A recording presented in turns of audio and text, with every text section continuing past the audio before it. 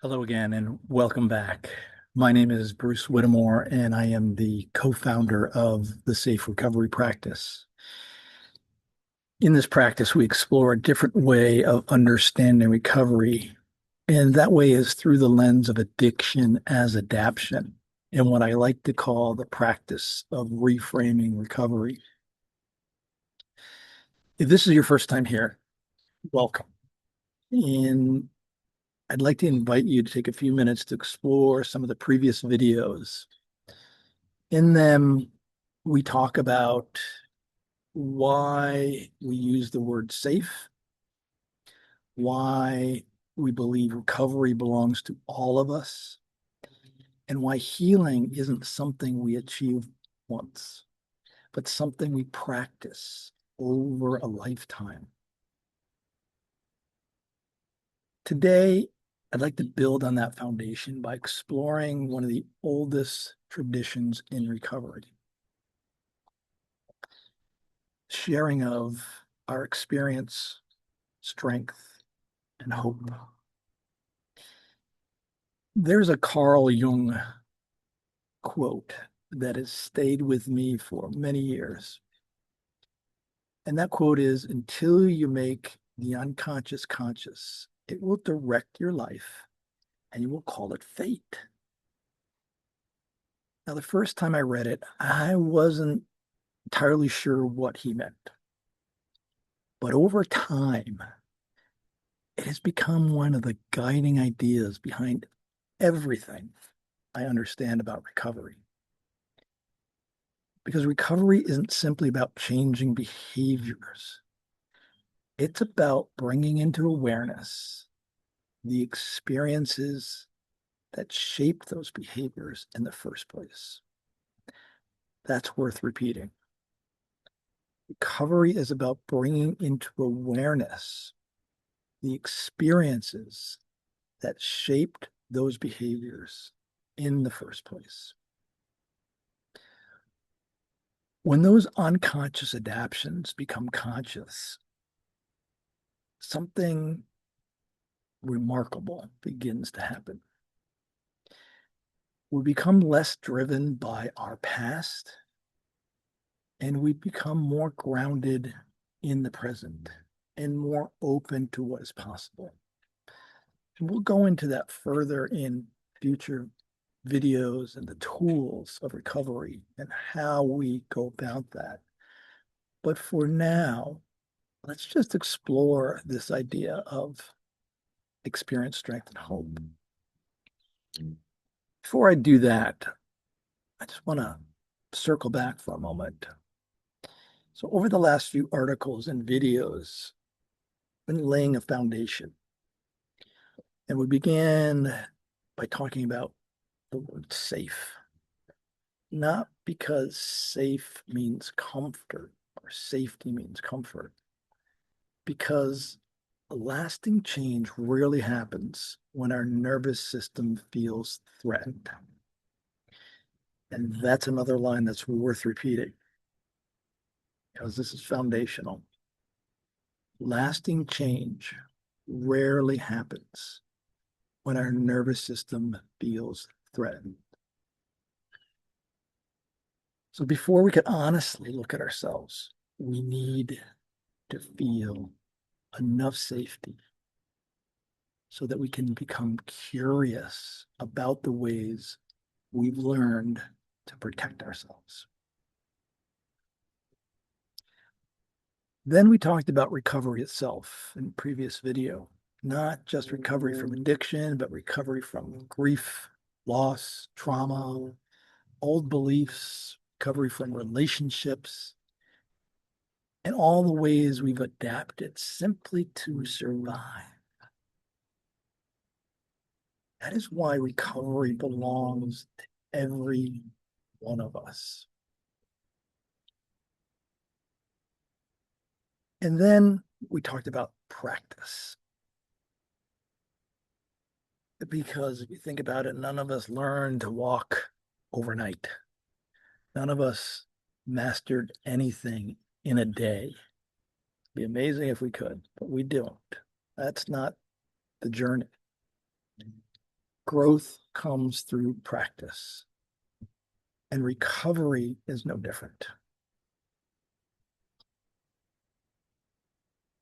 So those are the things that we've laid the foundation for.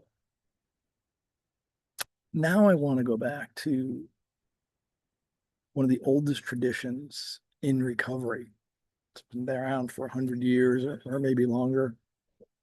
And this idea of sharing our experience, strength, and hope.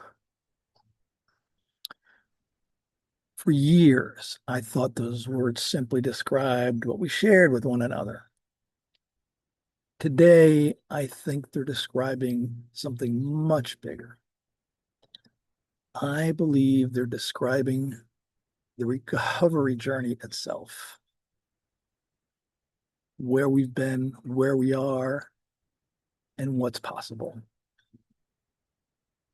And we begin by bringing our experiences into awareness in a safe environment. We discover strength by learning to stay present with those experiences in the moment. And then we gently start to reframe them within a safe container, within a safe environment, with safe people, and using the tools of recovery. And I'll go into some of the tools of recovery that I use, which include EFT tapping, which include parts work, which includes meditation, which includes meetings, which includes, I'll go on and on. There'll be many things that we'll explore. The important thing here is that we come from a place that naturally emerges, or we come to a place that naturally emerges when we bring our experiences and our strength. And what happens then is hope naturally begins to emerge. Not this hope as wishful thinking. The way I think of hope and the acronym that I use is honoring other possibilities to emerge. Again, hope is honoring other possibilities to emerge. Now, you'll hear me use that phrase often because to me, hope isn't passive. It's the willingness to believe that our past doesn't have to define our future. So in many ways, these three words tell the story of recovery. But I also think they describe the journey of being human. Experience reminds us of where we've been. Strength helps us meet the moment, and hope invites us towards what is possible. And together, they become a map that gently leads us from unconscious adaptation toward conscious awareness, and ultimately towards transformation and recovery. Perhaps most importantly, it's not a map we have to follow and learn. This is important. Many others have walked this map before us. Others are walking beside us. And one day, without even realizing it, we'll find ourselves walking alongside someone else, sharing our experience, strength, and hope with them as well. And that's a beautiful practice. Over the next 3 articles and videos, we're going to slow things down and explore each part of this journey. I'm going to share part of my experience, what I've been through in the first video. And then I'm going to share my strength. And then in the third video, I'll share my hope and how I do my best to honor other possibilities to emerge, not in perfection, but in practice. For now, I'd like to simply invite you to reflect on three questions. Which one of those, out of the experience, strength, and hope, which one of those feels most familiar to you? Which one of those feels most challenging? And which one of those feels like the place maybe you're standing in today, even for a moment? There are no right answers to that. Only an invitation if you choose to explore and to get curious.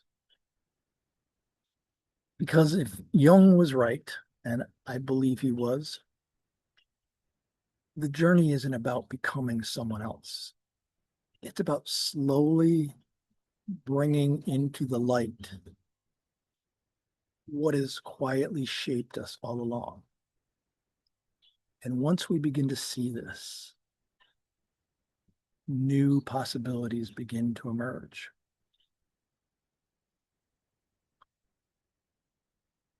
So thank you for being here.